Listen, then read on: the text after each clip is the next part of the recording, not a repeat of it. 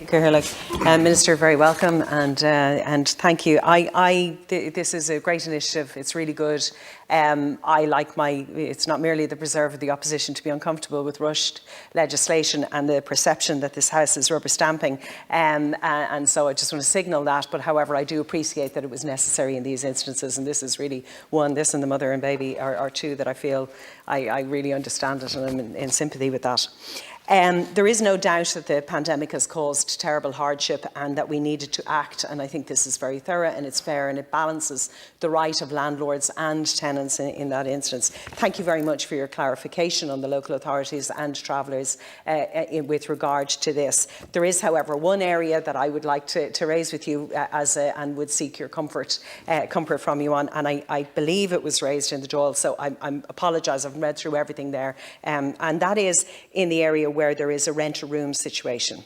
So I'm supporting a family in an equal status claim at the moment, whereby the main breadwinner is without any income due to the current pandemic circumstances. In that instance, she went off, she had the initiative to go and get supports from the state. She qualified for HAP, brought that happy news to her landlord.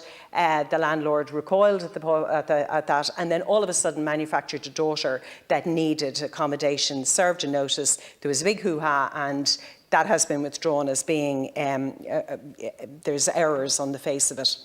And so the situation has been, we're back to the beginning again and restarting and going through. In the meantime, I've had a chance to look at it, and I'm going after the provisions and the protections that were under the Equal Status Act.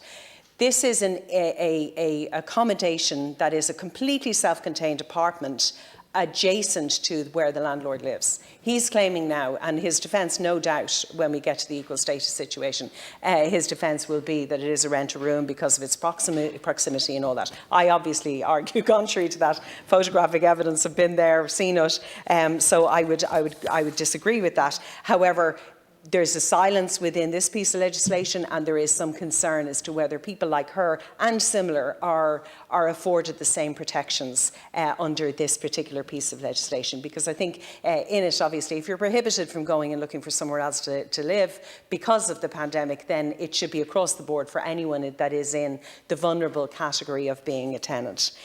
So in that, I would welcome your clarification on it.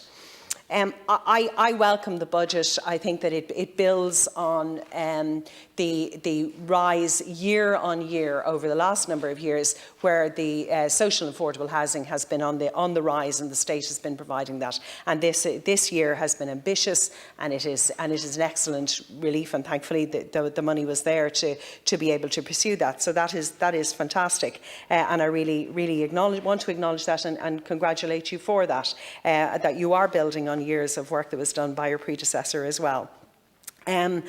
But whatever we do, we're going to rely on a private rented sector. They're always going to be with us. They are the landlords that you have mentioned yourself and noted. The word landlord is not a dirty word. There are people who are there by accident. There are people who didn't intend to. There are also people who are investing it as an alternative to a pension scheme that are looking at it in those things. So I think that we need to support the rights of tenants for longer tenancies and to give them better benefits, but we also need to look at reliefs for landlords. In a pro bono capacity, I've been on both sides before the RTB, and there are hardship experienced both by tenants and by landlords. So we do need to look at that, and I would urge you to do that and to bring that maybe before the Joint Oireachtas Committee, so that we can have a good debate on how we balance those rights, those property rights, and of both parts.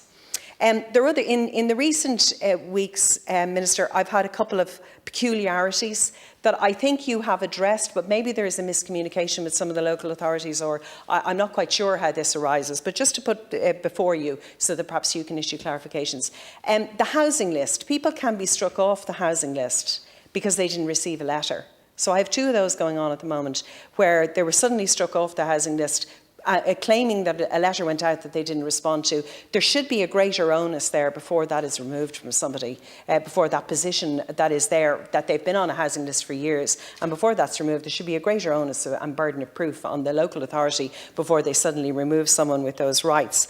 The other issue would be homelessness.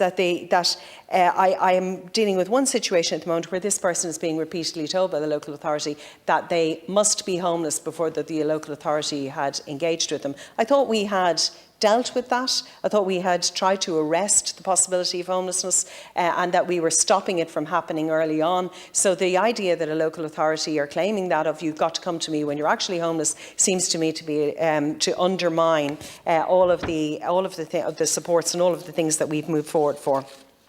And I suppose lastly, no, I think I've covered everything I would ask maybe for the RTB to absolutely be resourced, and I thank you that you've made provisions for that, but to do that as a matter of urgency, if it's recruitment or whatever, because there does appear to be delays in accessing their services. But thank you very much, Minister, and I commend the bill.